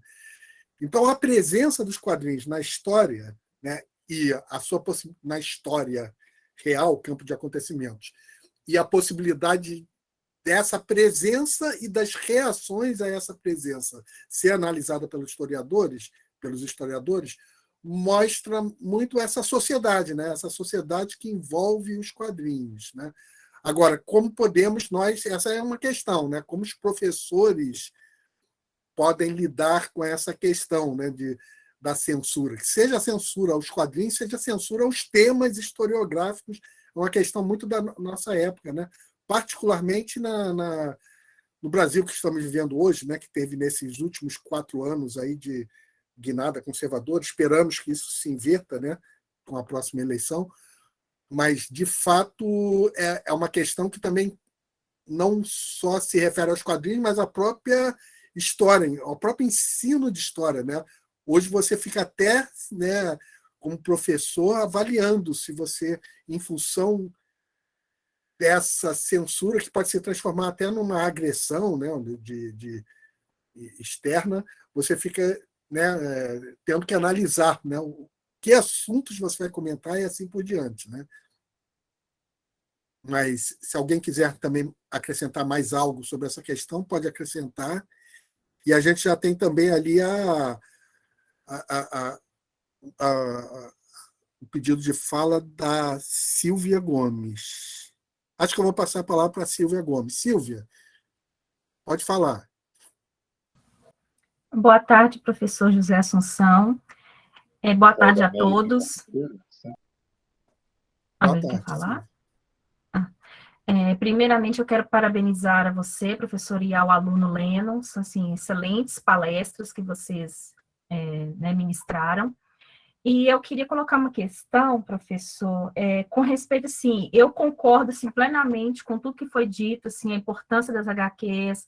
Eu acho que as HQs, elas são uma forma lúdica de se trabalhar o conhecimento histórico, e porque eu acredito que o lúdico ele não deve ser só trabalhado com crianças pequenas, não. Eu acho que o lúdico ele deve ser expandido tanto para públicos adolescentes como público adulto também, porque é uma maneira gostosa de se aprender, através da ludicidade. E as HQs, elas trazem muito do lúdico, da ludicidade. elas estimulam a imaginação e por aí vai. Então, uma coisa que eu queria saber, principalmente para quem está, né, também, se quiser se manifestar, quem é professor, né, do ensino público, que quiser se manifestar a respeito disso, eu queria saber, professor, até que ponto, por exemplo, assim, o professor, ele pode, se tem essa possibilidade do professor solicitar junto ao poder público, né, o fornecimento do material, de material didático relacionado à HQ, ou propriamente falando, as HQs em si mesmo. Por exemplo, se o professor deseja trabalhar com HQ, se ele pode solicitar ao poder público o fornecimento desse material, seja impresso ou seja no meio virtual, através do PNLD. Eu queria saber se há essa possibilidade, como isso pode ser feito. Boa pergunta, Silvia. Bom, eu, pessoalmente, eu não tenho muita informação sobre isso, né?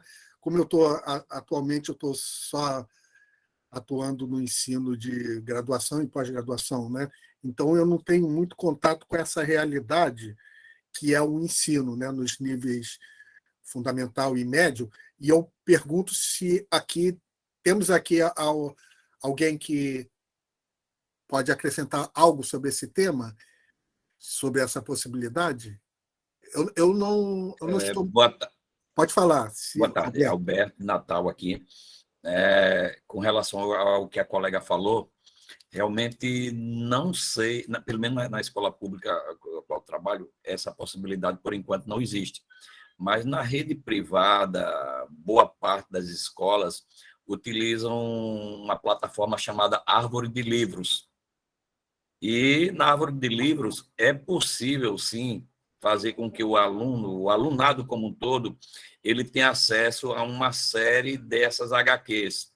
Assim como, inclusive, a obra que eu até falei aqui, que é aquela do Grant Morrison, que é Superdeuses, Mutantes, Alienígenas, o título é bem complexo, é uma obra razoavelmente comprida, né, para o ensino médio, porque são quase 500 páginas, mas ao mesmo tempo que você fragmenta e distribui entre eles, e eles reproduzem isso para a turma, para o universo todo, se torna legal, porque eles descobrem aquilo que necessariamente na revistinha lá do papel ele não vai enxergar, né? Inclusive sobre a origem, sobre aquilo que está oculto da parte deles.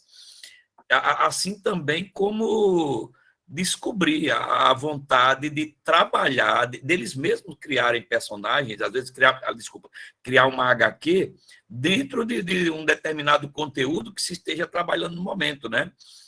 Tanto que, num dado momento, sobre a Revolução Industrial, tivemos bons trabalhos reproduzindo o contexto da Revolução Industrial, aquele ambiente de miséria nas minas de carvão, nas fábricas, as lutas dos quebradores de máquina, dos cartistas, isso tudo assim muito bem, inclusive até encadernado, aquela coisa toda. Então, no meu ver, eu acredito que existe sim essa possibilidade, né?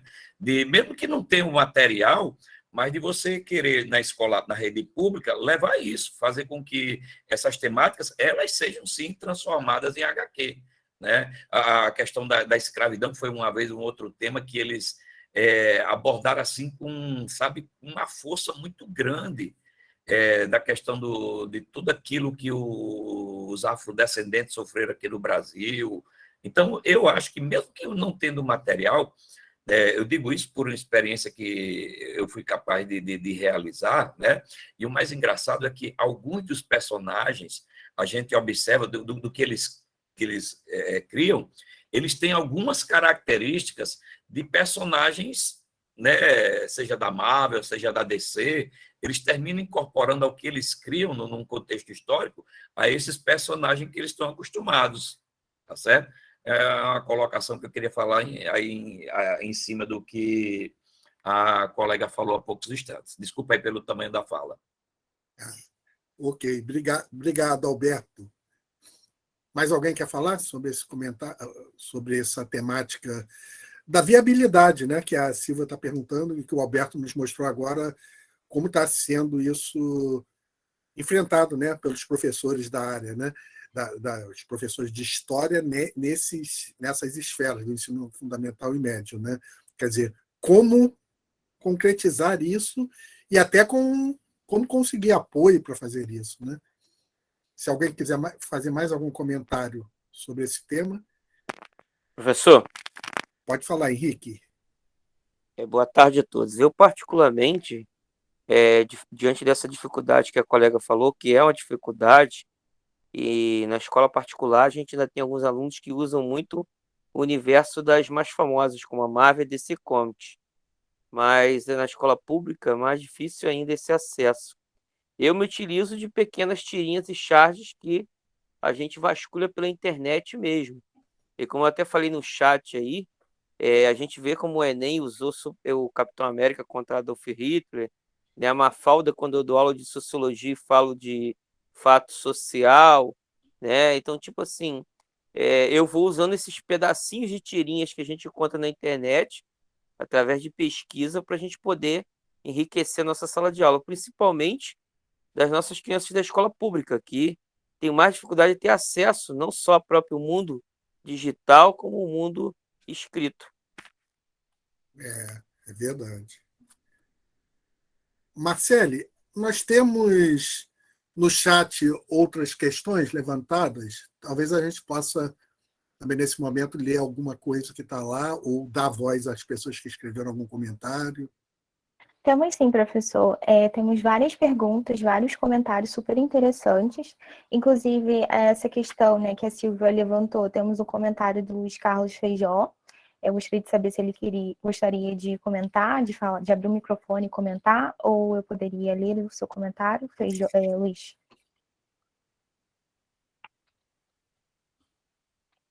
Pode ler. Pode ler. Tá. Ele diz o seguinte: acho que uma possibilidade do que a Silvia falou é entrar em contato com as editoras, para ver se elas disponibilizam uma cópia. Se não, o jeito é partir para as cópias distribuídas por fãs de uma maneira não legalizada, por assim dizer. É o comentário dele. Temos outra pergunta aqui. Só um minuto. É da Gisele, uma pergunta que ela fez. Gisele, você gostaria de ler a sua pergunta?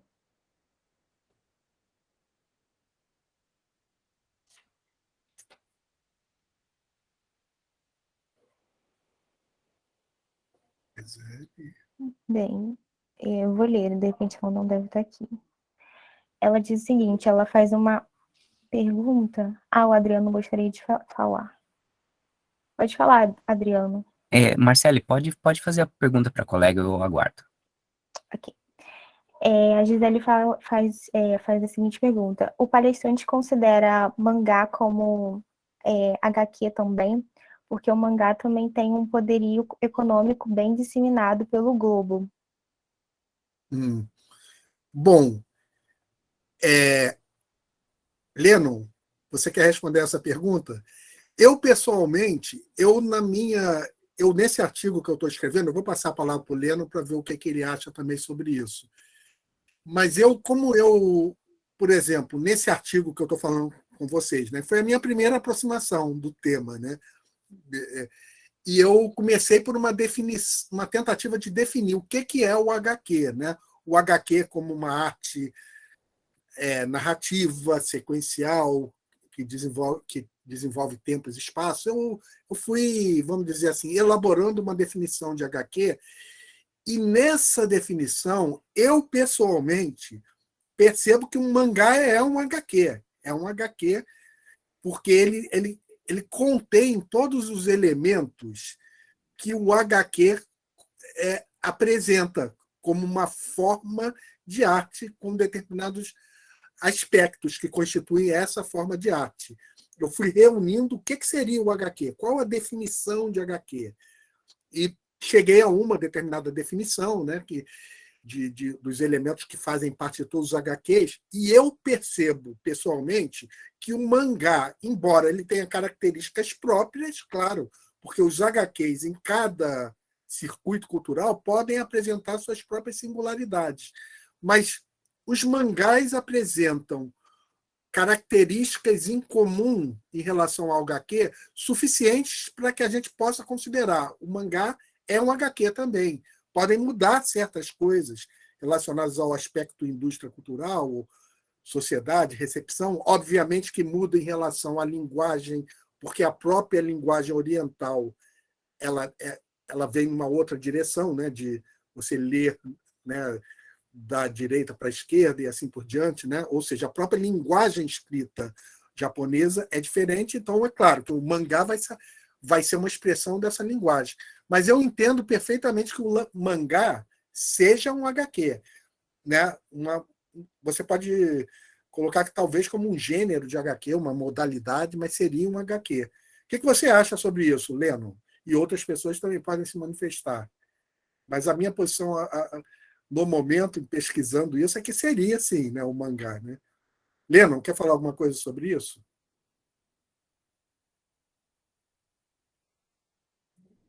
Cadê o Leno? Ok. E vocês também podem, aí, outra pessoa pode dar uma resposta distinta da minha. Né?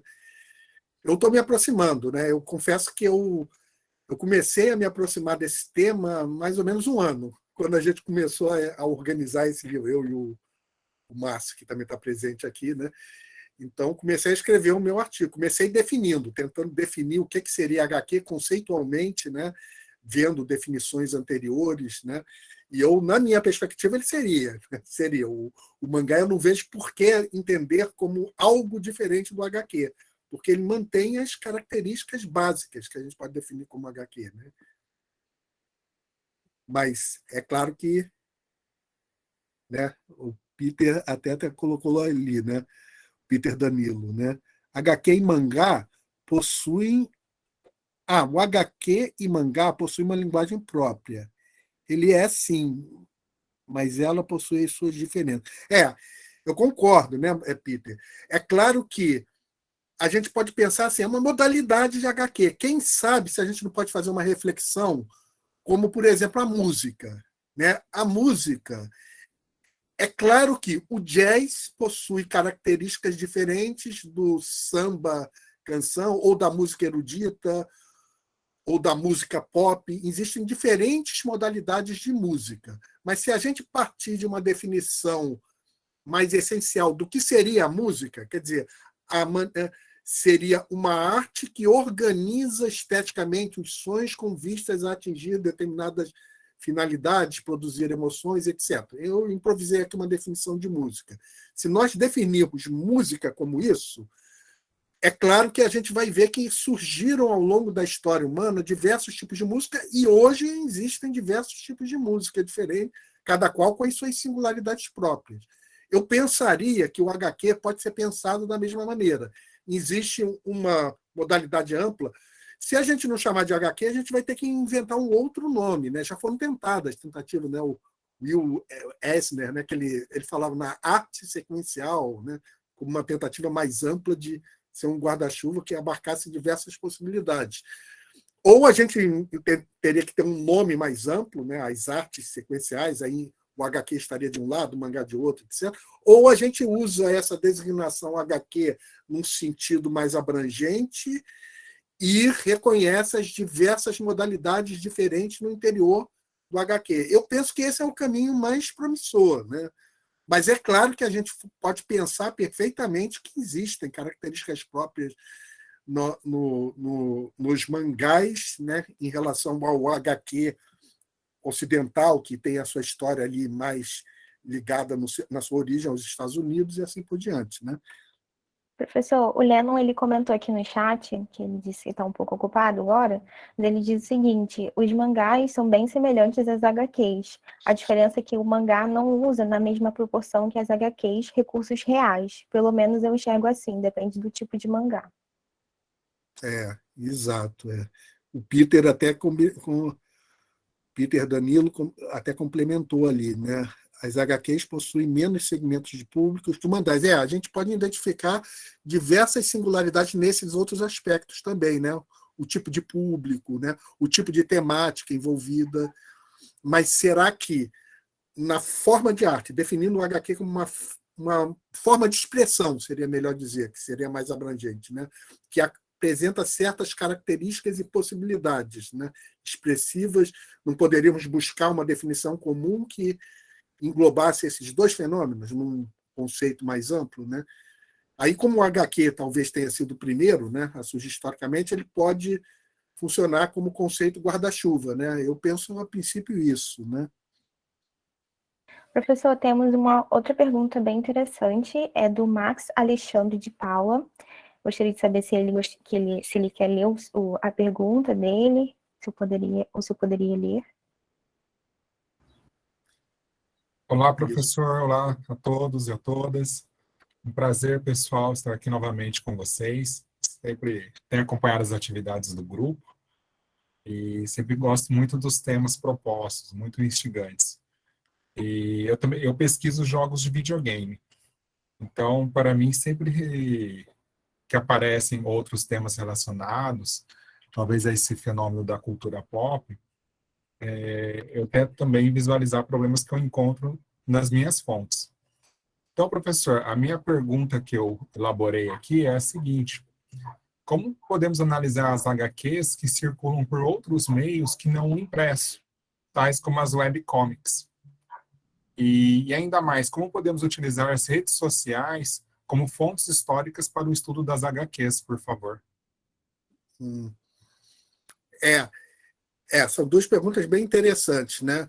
Com o surgimento, aí eu vou dar também a minha posição e vocês também podem acrescentar outros, né? É um debate nesse sentido, né?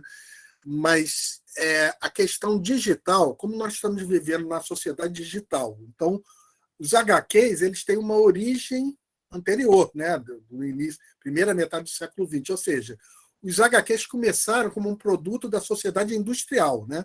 Como um produto sofisticado da cultura gerada na sociedade industrial. E nos meados dos anos 90, nós entramos numa nova sociedade, uma nova era até, né? Que é a era digital, que trouxe novas possibilidades. Isso, naturalmente, vai incidir sobre os HQs, porque hoje, então você já tem a possibilidade, e aí surgem fronteiras e surgem diversificações interessantes, né? A animação, né? Ou seja, o HQ hoje pode ser trabalhado de uma maneira animada através da internet. Tem os quadrinistas, né, que até eram quadrinistas tradicionais e que trabalham essa possibilidade de o HQ animado, por exemplo, ou o HQ vinculado através da internet. Então, surgem muitas possibilidades novas, né, do HQ através de recursos proporcionados pela sociedade digital, pela computação, né? E eu acho que isso vai ser cada vez mais explorado, né? Aí fica a questão para ser analisada futuramente, se eles continuarão sendo HQs com essa nova característica de animação, de utilização de recursos digitais, de disponibilização em outros tipos de plataformas que não a HQ necessariamente impressa, e isso permitiria que a gente continue chamando de HQ, ou vamos ter que dar um segundo nome para esses novos gêneros, né? Eu acho, a princípio, que a gente deveria aproveitar o conceito emblemático de HQ e enxergar essas novas possibilidades como HQs apresentados com novos recursos, né? Com recursos digitais. Eu penso que é interessante conservar a matriz, né? A ideia matriz da HQ, né?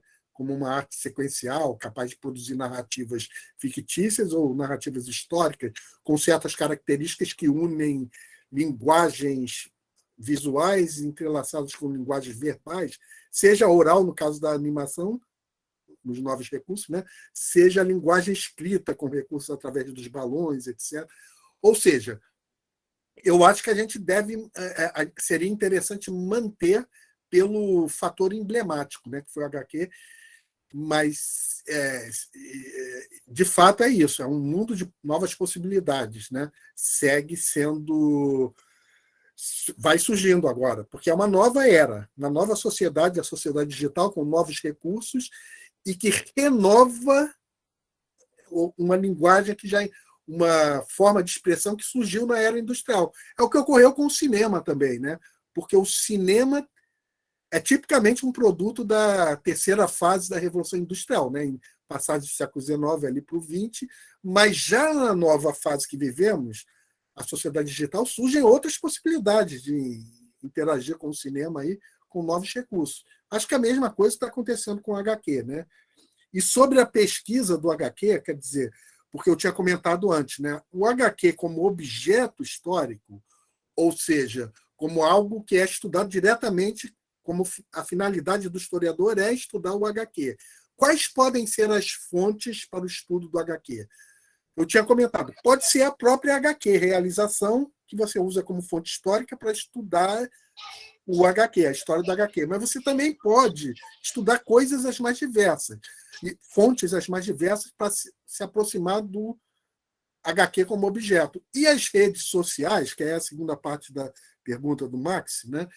As redes sociais são um mundo de possibilidades novo, né, para os historiadores utilizarem. Elas mostram as tendências do mercado, elas mostram os leitores, os conjuntos de leitores. Os leitores conversam nas redes sociais sobre HQs. Você pode analisar a internet, né, a disponibilização de informações da internet para enxergar a recepção dos HQs, né, quais os HQs que estão sendo vendidos, que são mais comentados, e assim por diante, e como eles interagem sobre uma sociedade. Então, eu imagino que as redes sociais vão cada vez mais ser utilizadas também para analisar esse objeto que é o HQ, né? Não sei se alguém também gostaria de acrescentar alguma coisa sobre essa temática, né? Professor, o Adriano, ele quer acrescentar, fazer alguns comentários. Perfeito. Pode falar, Adriano. Oi, professor, boa tarde, Marcele. Eu queria ir mais ou menos nessa mesma linha, professor, quer dizer, uma temática um pouco próxima, que é a seguinte, nós, professores de história, da educação básica, sempre estamos sendo convidados a repensar o ensino, né, numa perspectiva menos quadripartite e eurocêntrica, né? Mas as HQs que têm grande circulação, geralmente vêm dos Estados Unidos, e agora uma onda não tão recente, né, dos mangás. Eu estava conversando com o pessoal no chat, né, falando de alguns quadrinistas brasileiros, como esse aqui de Salvador, o Hugo Canuto, né, e essa obra aqui que tenta falar de uma civilização, mais ou menos como a Pantera Negra, né, uma civilização perdida e tal, mas que relaciona com culturas existentes mesmo, como os Yorubás, né, e outros tantos, tem o Angola Djanga, do Marcelo de Salete, são quadrinistas brasileiros, mas que são obras que acabam não chegando à escola, ao grande público, porque elas são publicadas geralmente por editoras mais fora desse, né, mainstream, né, mais alternativas e tal, e são obras também que acabam sendo um pouco caras, né, para se adquirir. Embora a colega Silvia perguntou, e há a possibilidade do PNLD adquirir, mas não é uma coisa tão comum assim. Bom, a minha pergunta vai no seguinte sentido, professor. Tem quadrinistas no continente inteiro, tratando de temas do nosso continente, da América Latina, e por uma perspectiva não estadunidense, né, ou não eurocêntrica, né? Como é que o senhor acha que a gente pode, né, assim, a partir dessa dificuldade que eu mencionei no início da pergunta, né, o difícil acesso, né, a essas obras, né? Como é que a gente faz para transpor isso e levar a HQ e não ficar apenas, né, no Superman, nas comics estadunidenses, né? Há o senhor consegue vislumbrar uma possibilidade de a gente levar, né, essas HQs de autores argentinos, mexicanos, chilenos, peruanos, que tem muitos, e são temas que dizem respeito a nós, né, nós latino-americanos, e que rompem um pouquinho com essa história do Brasil ou da América Latina pelo olhar de fora, e é uma história contada, a HQ contada por alguém, por pessoas aqui de dentro. O que o senhor pode comentar a respeito? E agradeço desde já. Ok.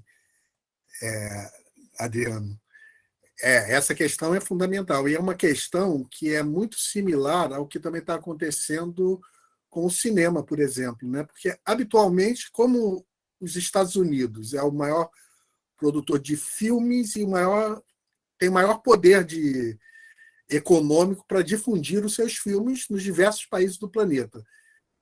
O cinema também é muito parecido com o HQ nesse aspecto, né? Também os HQs americanos, né? Que são difundidos e todo mundo acaba falando, né? Do Super-Homem, do Batman, né? Mas o HQ, assim como o cinema, nesse ponto eu vejo esses dois campos muito parecidos, né? Nesse aspecto. Eles são produzidos em todos os países. Mas qual é o problema? O problema é que a gente não entra em contato com o que é produzido nos outros países e acaba todo mundo olhando para os Estados Unidos. É isso que a gente precisa romper, de alguma maneira, estabelecendo, talvez, vínculos mais diretos com os outros, né, polos de produção, seja do HQ, seja do cinema. O cinema, a gente sabe que países que a gente nem imagina, mas que de vez em quando a gente vê um filme super interessante, sei lá, um filme iraniano, filmes indianos, né? A Índia, por exemplo, é uma das maiores produtoras de filmes também, né? Bollywood, né? Etc. Mas a gente vê pouco esses filmes. E até você chamou muito a atenção, Adriano, por incrível que pareça, no Brasil a gente entra pouco em contato com os filmes produzidos ao lado, né, nos países da própria América Latina. É uma coisa muito curiosa. Até existe uma frase que diz assim, o Brasil, que é uma coisa para a gente superar, fazer autocrítica, né? O Brasil está de costas para a América Latina, né, e de frente lá para a Europa, né, na verdade, ou até Estados Unidos, se pensar, né, no outro ângulo. Então, a gente é um problema nosso, um pouco nosso, né? Que a gente tem que começar a resolver e abrir esses espaços de diálogos com outros polos de produção artística e cultural, sobretudo aqueles com os quais nós compartilhamos identidades muito próximas, que são exatamente os países, né, da América Latina, por exemplo, por um lado, são fundamentais, e, por outro lado, da África, que tem tudo a ver com a nossa identidade histórica no tempo, né? Num lado, a gente está muito próximo da América Latina, e, por outro lado, a gente está muito próximo da África, embora separados por um oceano, mas identitariamente somos uma parte importante da população de todos nós, né, está no nosso DNA, vem da África. Quer dizer, então, eu acho que esses dois universos culturais precisam, no caso do Brasil, serem cada vez mais relacionados com maior intimidade, né? A América Latina e os países africanos, né? E era uma coisa que estava sendo feita até momentos anteriores, começava-se a isso. Aí, na questão internacional mais ampla, o Brasil, até antes de 2016, quando houve o golpe, e depois entramos nesses últimos 4 anos lastimáveis, que esperamos que sejam superados, tinha aberto uma relação mais forte, mais íntima com os países da América Latina e com os países africanos, o sul global, digamos assim, né? E isso tudo reverteu, e voltamos a olhar para os Estados Unidos. É claro, para os Estados Unidos ou para a Europa, é claro que os Estados Unidos e a Europa devem estar também no nosso horizonte, mas eles não devem ser o horizonte, né, digamos assim, né? Ou seja, a gente deveria ampliar muito esses diálogos, né? Aí eu acho que vai entrar um pouco também nós devemos explorar um pouco as possibilidades da internet mesmo, né? A rede mundial de computadores, ela permite isso, né? Que você entre em contato com outras culturas, outros países, e a gente tem que intensificar isso, né? Inclusive, as universidades devem desempenhar um papel importante nisso, né? Chamando, então, que sejam palestrantes, professores dessas áreas mais próximas da gente, inserindo nas nossas leituras não apenas o que vem da Europa ou dos Estados Unidos, claro, não é que seja para abrir mão disso, que vem de lá também, que é importante, mas incorporando uma parte importante do que vem da América Latina, do que vem da África, né? Então, eu acho que a gente vai ser fundamental nos próximos anos a gente retomar um pouco isso, esse caminho que já tinha começado a ser percorrido, estava melhorando, deu um retrocesso. E agora espero que com as escolhas acertadas que a população possa fazer de eleição de presidente que se aproxima, nós possamos retomar um caminho em que isso se torne mais viável, né? Mas essa questão realmente ela é fundamental. Eu acho que, de nossa parte, né, sem contar com as perspectivas de política governamental, que aí o que podemos fazer é participar conscientemente como eleitores para trazer governos que pensem dessa maneira, né? Mas eu acho que, de nossa parte, também a gente pode explorar o que existe em termos de recursos da sociedade digital, né? E intensificar esses trabalhos de contato, né? É o que eu vejo como possível, né? Não sei se também alguém quer acrescentar algo sobre o tema, ou se a Marcele também já identificou alguma coisa que possa ser falado, algum outro comentário interessante também. Pode falar, Marcele. Então, professor, por enquanto é isso. A gente teve vários comentários super interessantes, mas por conta do horário já deu 4 horas, né? Então, foi somente isso mesmo até o momento. É verdade. A gente já chegou aqui 4 horas. Hoje o debate foi particularmente interessante, particularmente vivo, dinâmico, né? Muitas pessoas falaram, foi muito interessante, e não só falaram aqui, né, nas perguntas, nas colocações ao vivo, na leitura das perguntas, mas houve um diálogo muito intenso ali também no chat, onde as pessoas trocaram informações, referências. Então, eu achei muito rico hoje esse debate que nós iniciamos, né? Esse debate que nós, na verdade, de vez em quando a gente já traz ele. A gente já trouxe esse tema aqui para os ciclos de palestra do LAPET mais umas 2 vezes ou 3, né? E hoje é mais uma delas, e vamos trazer ainda. Esse tema vai voltar, porque no ciclo de palestras Teses em Debate, tá próximo, daqui a está previsto um palestrante que vai falar sobre quadrinhos de novo. Se eu não me engano, o tema dele é Mouse, que é o Danilo Najib. Ele está num dos próximos Teses em Debate, né? Vai voltar, então, o tema dos quadrinhos aqui. Mas, realmente, a gente já chegou aqui no horizonte, né, das 4 horas, né? Daqui a pouco também se encerra o tempo da gravação. Então, nesse sentido, eu queria agradecer muito a presença de todos vocês, e também daqui a pouco eu vou passar a palavra se o Lennon quiser falar algumas palavras finais, mas eu, de minha parte, gostaria de agradecer muito esse momento, foi muito rico, né, e infelizmente a gente não pôde, né, dar voz a todos ou ler exatamente todos os comentários, mas eles vão ficar registrados e as pessoas vão poder ler no futuro, na gravação.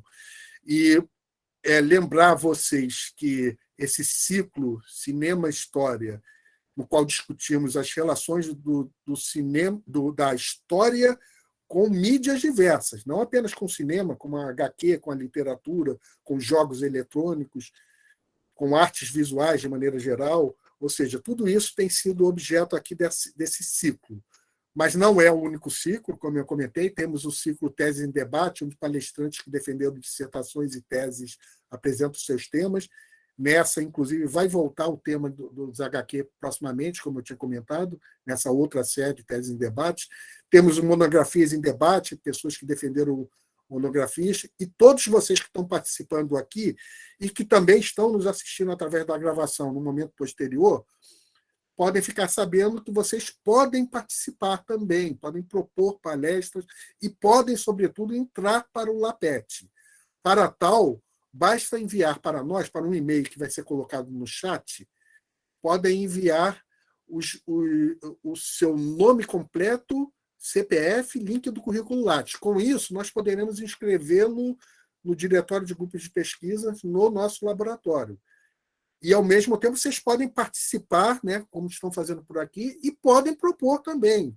Pode ser que, futuramente, um de vocês esteja aqui, participando de um dos nossos ciclos e fazendo uma palestra. Eu agradeço muito a participação de todos, agradeço também a equipe aqui presente, a Marcele também está presente aqui, a Tainara, está presente o Lucas, que fez a gravação, possivelmente tem outras pessoas do grupo aqui presentes, e como estou chegando nesse momento na tela, né?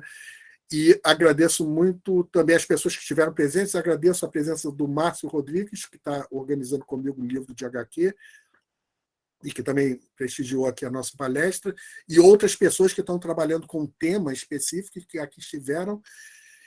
E agradeço ao Lennon, que fez a segunda parte da apresentação. Não sei se ele quer falar algumas palavras, porque senão eu também passo a palavra logo depois para a Marcele. O Lennon está agradecendo aqui, né? É porque ele está com uma dificuldade de falar, né? Quer que eu leia, professor? Isso. Lê o que o Lennon falou, Marcele. Ele diz o seguinte: gostaria de agradecer ao professor pelo convite, adorei ter participado, peço desculpas pelo nervosismo, foi minha primeira palestra e fiquei um pouquinho sem jeito. Agradeço aos colegas pelo carinho, pelas orientações e espero encontrá-los novamente para abordarmos mais sobre esse tema. Perfeito. Te agradeço também, Lennon. E agradeço e já passo a palavra para a minha equipe. E quem vai falar aqui é a Marcele, dando os recados finais, né? E também, não sei se você tem alguma informação sobre os cursos que estão sendo preparados, Marcele, que as pessoas podem já ficar sabendo, e os cursos de extensão que vão ocorrer no LAPET brevemente, né? Então, eu passo a palavra para você, Marcele. Obrigado. Oi, gente. Primeiramente, eu gostaria muito de agradecer a participação de todos, né? A gente teve um número aí de muitas pessoas, 120 pessoas, e às vezes até mais, em alguns momentos da palestra, muita gente interagindo no chat, colocando suas dúvidas. Foi muito bom mesmo. Eu agradeço todas essas pessoas, todo mundo. E também parabenizo o palestrante, o professor também, fizeram uma fala muito instigante, né, sobre os HQs como fonte histórica. Foi muito proveitosa a palestra. E em relação às informações que eu tenho para dizer, é só mesmo para reforçar a assinatura da lista de presença, né, do formulário que eu coloquei aí.